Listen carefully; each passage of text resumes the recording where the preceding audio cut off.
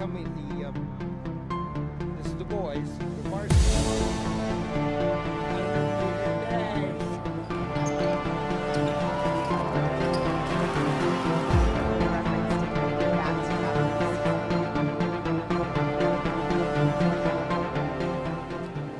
Good evening, and welcome to SportsBeat TV, a production of Oregon SportsBeat. I'm your host, Dave Hall, and we're at Papa's Pizza in Beaverton tonight. We have a great show lined up for you. In about 12 more days, we're going to be out at Liberty High School Saturday, April the 13th, and Oregon SportsBeat will be bringing you the Northwest Shootout. It'll be our third time doing the Shootout. I do the play-by-play, and I work with Kurt Guelsdorf. We'll be back for our third appearance at the Northwest Shootout. And so tonight we have with us, Kurt is with us. And Kurt and I love to get together and talk about the teams. And we also have with us one of the original founders of the Northwest Shootout, Mike Allen. And if you're not familiar with the Northwest Shootout, this is what it is. It is the All-Star Senior High School Girls of Oregon versus the All-Star Senior High School Girls of Washington. Right. That game is at 4 o'clock, and then at 6 o'clock, the boys will play. As I said, Kurt, this is our third year. The first year, Oregon swept those two games, and I'm sure you remember the girls' MVP was Avina Westbrook, who now plays guard at Tennessee. Yes. And last year, the two teams split. The Oregon girls won. The Oregon I think it was the other way around. No, the Oregon boys won. The Oregon boys won and the Oregon girls lost. That's right. And so we'll be back this on Saturday the 13th to do those games. And we hope you can join us. But tonight we're going to talk a little bit about the shootout with Mike. We're going to talk a little bit about the players with Mike and Kurt and give you some idea of what to expect coming up for that. So, Kurt, let's take a second. Sure. You know, we've talked before. You're a legend in Oregon high school basketball. Thank you. You're too kind. You're too kind. Three-time state champion at Oregon City, and you left last year and took the job at Clackamas Community College. A lot of people have been wondering what happened to Kurt this year. You know what? I'll tell you, it was a great experience. You know, going to the college level, the coaching, the competition that you face every day, night in and night out. There's really not a down night. There aren't any nights off. I know in high school at Oregon City we would have games that were maybe lopsided one way or the other. That doesn't happen in college at all. The coaches that you face every night are quality coaches and some excellent coaches. There's some legends in the Northwest Conference that have been around forever. And I've learned that the college game is so much more about the players than it is, because I thought in high school that we could, our system, our style of play, at the college level it's so much about the players being talented players. You know, the shot clock plays into that. Exactly. But you need a kid that can make a play. So when you see those guys on TV and they interview them, hey, I'm just giving the ball to my best kid at the end, now I know why. Because you really do just want to get your best player the ball and let them play basketball. Was that adjustment for you going from Oregon where there's no shot clock to playing college ball where there is a shot clock? There was a little. The fact in the summertime we play a lot. In high school, played a lot of summer tournaments with shot clocks, so that wasn't as big a deal as the end of the game management. Because in the women's game at the college, we can advance the ball. So we could go from a timeout all the way to half court. And so that part, just like the NBA, the men's game, it really is an interesting chess match in the last 1 minute of the women's game. Because you can advance the ball, can you foul, and it's only 5 fouls, but it's 2 shots. So that was the biggest part, the end of the game. The actual basketball itself, the schemes and stuff, I tweaked it a little bit from high school to college, but I think that was the biggest adjustment. And how'd you do? Well, we ended up third in our region with Umpqua, the number 1 seed, and Lane, the 2 seed, and Mount Hood 4. We ended up losing in the round of 16 up at Everett. They have the Sweet 16, Elite 8 there one weekend, and then the following weekend they have the Final Four. It's a really neat venue. It's a newer building with an older feel to it. It's got the track up above that you can watch down from. And it's a really nice facility. And we lost to the eventual champs in the first round. Wenatchee was the champ this year. They had a very balanced squad, and they beat us in the first round. We're hoping with our recruiting and off-season stuff that we're going to be better and have a chance that very quickly to compete for those NWAC championships.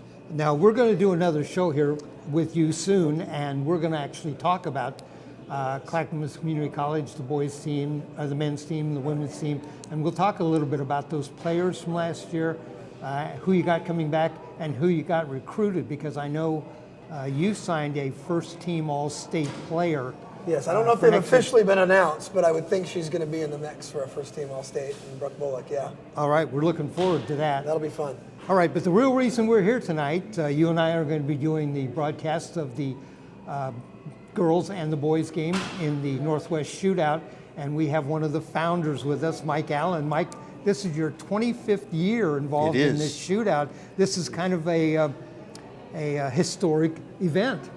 It's a big year. 25 years from when we started. Yeah, it's come a long way, and we're very happy about it. So. Tell me how the Northwest Shootout got started. Well, actually, there were three of us that were involved: John Herman and myself, and Nick Robertson. Nick, of course, is he's a member of the Hall of Fame. He's everybody in basketball knows Nick. But I had gone back to the Kentucky-Indiana game, and we had been looking for something, whether it was a football game or a basketball game or whatever, to help to showcase the kids. We came on this, and we decided this was the game, and so 25 years ago we started that with first game was strictly a boys game because the Washington girls couldn't put a team together yet. And since that time, it's been both boys and girls. So you told me an interesting little story about that first game. It was only a boys' game, and Oregon won that game. Oregon won the game, and kind of a legend from the game is Jamie Snook. From Beaverton. From Beaverton. There were seconds to go in the game. Jamie goes into the right corner, takes the ball, and throws it up for a three-pointer, and Oregon wins the game. Went right through, nothing but net. So. All right, you've had 25 years of boys. How about the girls? How long have they been going? 24. So in the next year? The next year we were able to convince Washington that they should have a girls team as well and play with our girls. And there have been some very spirited games, some good games, some wonderful players that have gone on to great success in college, and some of them on into the pros. But we've had, both states really have some wonderful athletes and wonderful students.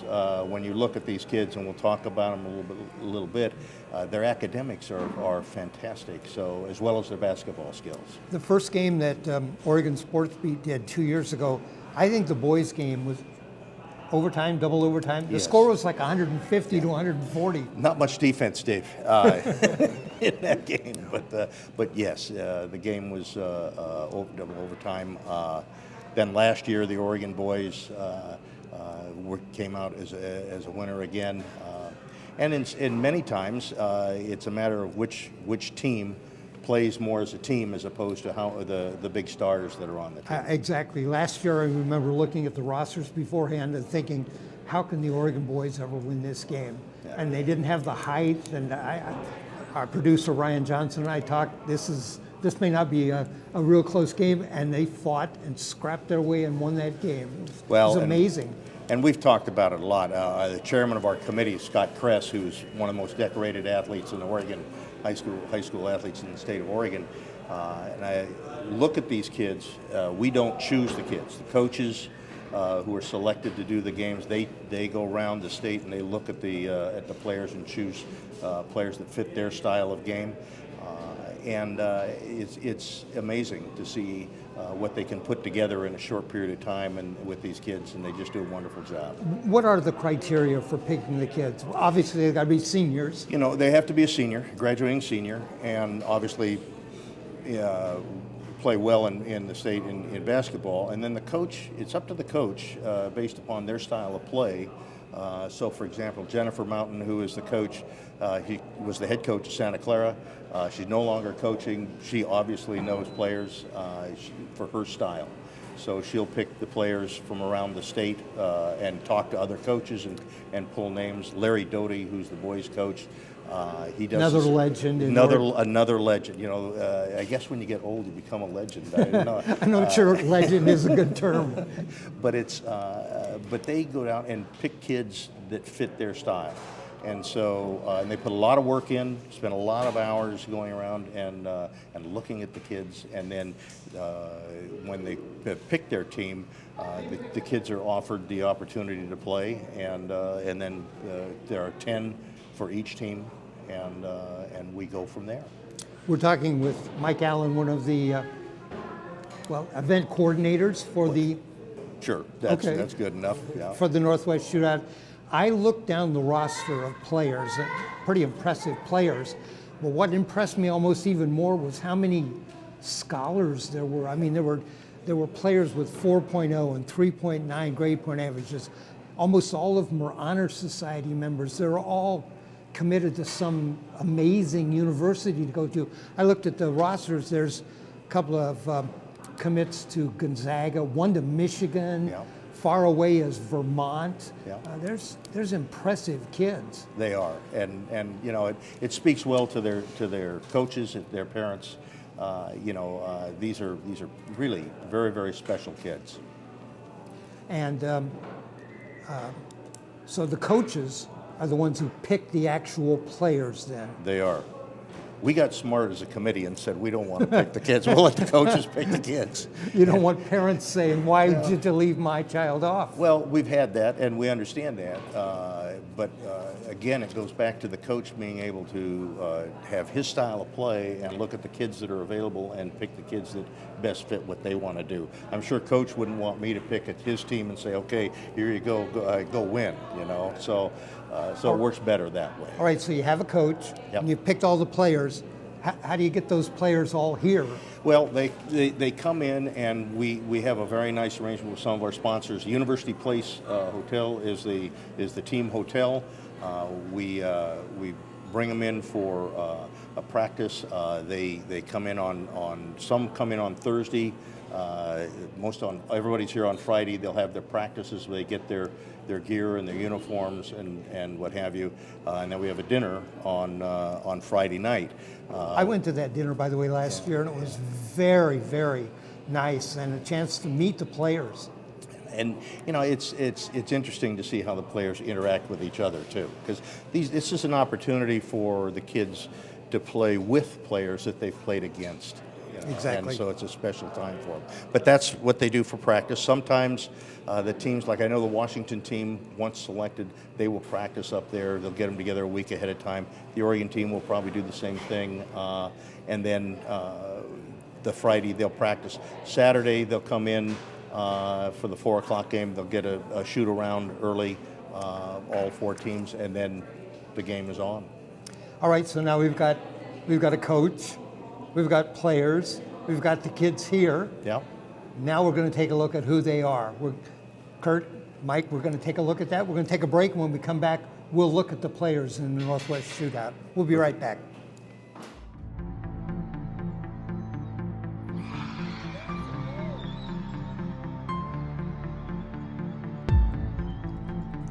And Matt Purcell. Here come this is the boys, the varsity.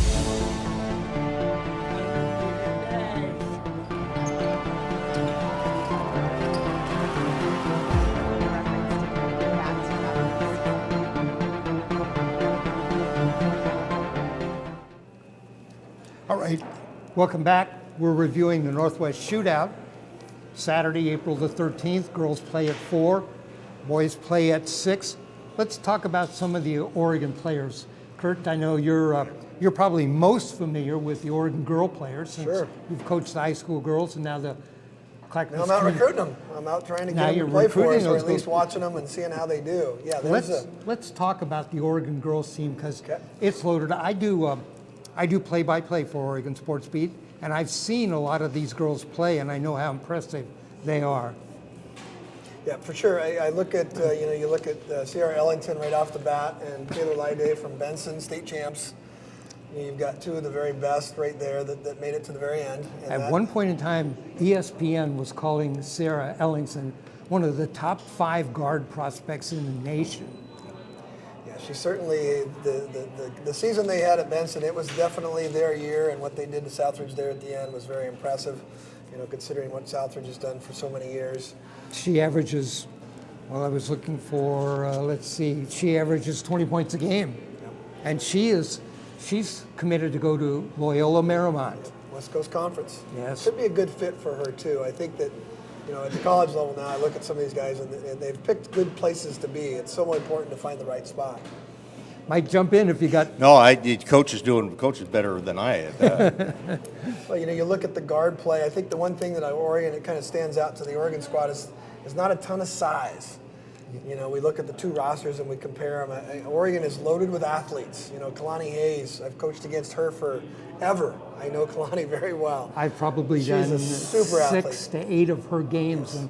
And very good post defender. Yes.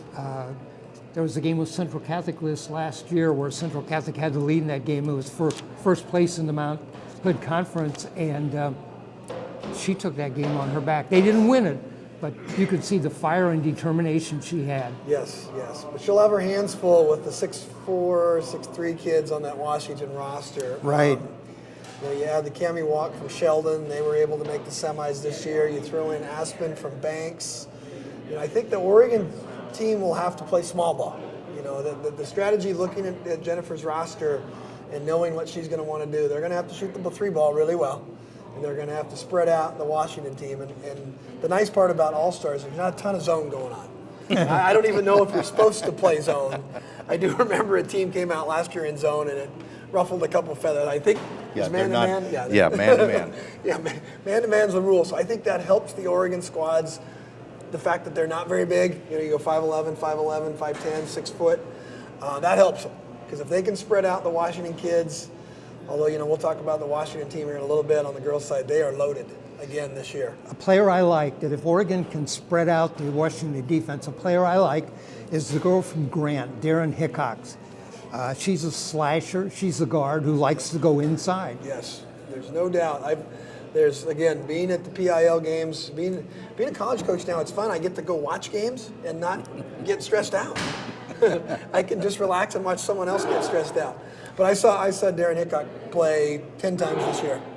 And each time, she was a special player on the floor. If not the best player on the floor every time out, the second best player when she was down at the Christmas Shootout. So. She's headed to Weber State. Yep. That's Weber State has gotten a lot of Oregon kids. Ciera James from Clackamas the year before. Right. Shira Thomas from the Clackamas teams in years past. So they've become a little pipeline for Weber State. Campbell Gray is also one of the girls I watch. She intense player, pretty solid. So she's going to have her hands full though. Yeah, she's a Three Rivers League Player of the Year, and she's headed to UC Davis. Another great fit. I've gotten to know Campbell over the years. My best friend, or one of my best friends, is their head coach, Steve Naylor. And so I've been out at her practices and watched her, and she's always, again, I think she represents what the Northwest Shootout's all about. A scholar, a kid who you would invite into your home and have dinner with, and she'd be a great kid. And I think that, I just look at all these names, and it's really a great, well-rounded roster in that way, and a game that'll be a lot of fun to watch. So. The Oregon team does not Kalani Hayes at 6 foot and Ciera Ellington at 6 foot, yes, might be the two tallest players, yes, on the team. They're going to have their hands full. Yes. Paul Westhead would be a good coach for this group, maybe. We could bring Paul out of retirement. Well, LA. Maybe that's how Ellington got it to Loyola Marymount. Who knows? That Loyola name, every time you see them, you think about old Paul's team. So, yeah. I know, switching over to the Washington group, I look up and down. I think there's 9 Division I commitments in that Washington group. And some pretty impressive places, too. Impressive places. You've got, I believe, Utah, UNLV, Loyola Marymount, San Diego State. Yeah. And I always look at the BCS. You've got University of Washington and University of Utah. And if you look at the Sweet 16 for the Pac-12 women, you got 5 teams that were in the Sweet 16 from the Pac-12. And Lynn Roberts at Utah is doing a terrific job, and Jody Wynn at Washington is going to have them turned around very soon. So that Washington team on paper, just size-wise, you go 6'3", 6'2", 6'2". I think it'll be interesting to see the contrasting styles between the two teams. A player who I haven't seen, that when I read the stats, it boggled my mind, was Brenna Maxwell from Gig Harbor. She averages 27 points a game, 9 rebounds a game. She's Washington 2019 Miss Basketball, first team All-State. She's the one headed to Utah. She's the all-time leading scorer at high school. She got a 3.9 GPA. Yeah. Very smart girl. Yes, it's an impressive list of accolades there, and I can imagine, that Seattle area, and I was talking to Mike earlier, that Seattle and Spokane have kind of become hotbeds right now in this little cycle of women's basketball that are putting out some serious talent. And it'll be interesting to watch those guys as they get together and play in the game. Did you recruit any of these kids? You know what? Here's my theory at the junior college level. I can go watch them, but they probably won't spend too much time talking to the junior college guy. But you know what? Maybe a year from now, if something happens and they're not feeling like they were in the right spot, we could be a spot they could end up at, or just in general. This role at the college level is so nice because there's not a ton of rules for me at junior college. Mm-hmm. I can go see a practice and watch and talk with the coaches and the players afterwards, whereas at any other level, you're very limited. The Division I coaches, if a Kelly Graves goes to a practice, he can't have any contact until a certain time after the practice and all those things, whereas I can kind of be the nice guy and go see my friends and help them at practice and do things, and then getting to see some of the players that I've watched to be in this game. It'll be really a fun experience, and like I said, I think that Washington team is going to be a handful from a scoring and size standpoint. You had college coaches watch you while you were a high school coach. You probably got college coaches watching your kids now. We do, and I think that's one of my goals at the college is to turn it into a place that's not just a 2-year destination, but one that's a stepping stone for a 4-year, and invest in the kids and get them there. So, like I said, not a lot of these kids might be on my roster, but at the same time, who knows what could happen with a situation that could. So how do you see the girls' game going? Well, it's going to be a contrast in styles. I know Jen is going to shoot a ton of threes with her Oregon squad, and I think the Washington team can play either way. They've got kids that can shoot it, and they've got kids that can pound it inside. I'd be curious to see it. It's one of those eyeball test kind of things. Not having seen the Washington kids up close, that Oregon might be able to take advantage of some speed. I know Ciera and Tayler from Benson are awfully athletic. Kalani's awfully athletic from 15 feet and in. An elbow catch or two would be good for her. And so that contrast in styles will be an interesting part for that Oregon-Washington girls game. All right, let's talk about the Oregon boys. Yes. Well, you've got the blue bloods right off the bat. Lake Oswego, Jesuit, Grant. Jesuit with maybe the upset of the year, beating Jefferson in that final. I don't know how many people would have picked. And when Robert gets here later, we might have to ask him about it. His Jefferson team lost in that final to Jesuit. But the Oregon team has, I know, quite a few guys on my friends there. They're going to be able to shoot the ball very, very well. Josh Angle from Lake Oswego, one of the very best shooters I've seen. Chase McClain from Mountain View, shooting 50% from the field and 39% from threes. I think you're going to have some really talented. And every time we've done this will be our 3rd year now. I'm so impressed with how hard the guys play in a situation where they don't necessarily have to. That goes for the girls too. I think the all-star situation could be one where, okay, we're just going to play a game and kind of go through the motions. But you've seen it, Dave, and we've commentated on it.